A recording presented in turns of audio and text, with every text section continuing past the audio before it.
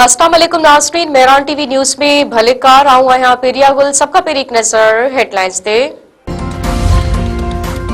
अमरीकी सदर Donald Trump चयो आहे त इस्राइल अमन मुआहदे ते सुठे नमूने अमल करे रहियो आहे। को बि गणती न करे ओलह किनारे खे ज़िम न कंदो।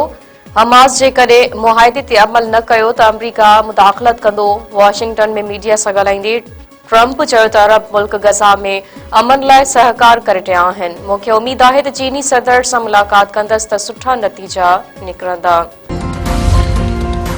पंजाब जी इतलात वारी सूबाई वज़ीर उस्मा बुखारी चयो आहे त हुकूमत जो फ़ैसिलो के मज़हबी जमायत जे ख़िलाफ़ नाहे ऐं TLP ते पाबंदी हणणु हिकु माइंड सेट जे ख़िलाफ़ रियासत जो फ़ैसिलो आहे।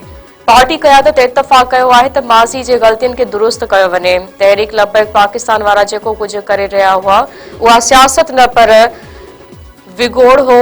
TLP खे हिकु प्रोजेक्ट जे तौरु आंदो वियो हो। निजी टीवी खे इंटरव्यू ॾींदे उस्मा बुखारी चयो त इहा ॻाल्हि बिल्कुलु सही आहे त गुज़िरियल वक़्त में जिन जमायतनि ख़िलाफ़ पाबंदी हई वई उन्हनि वरी नालो मटाए कमु शुरू करे ॾिनो हो, पर हिन भेरे ईअं हरगिज़ करणु कोन ॾींदासीं।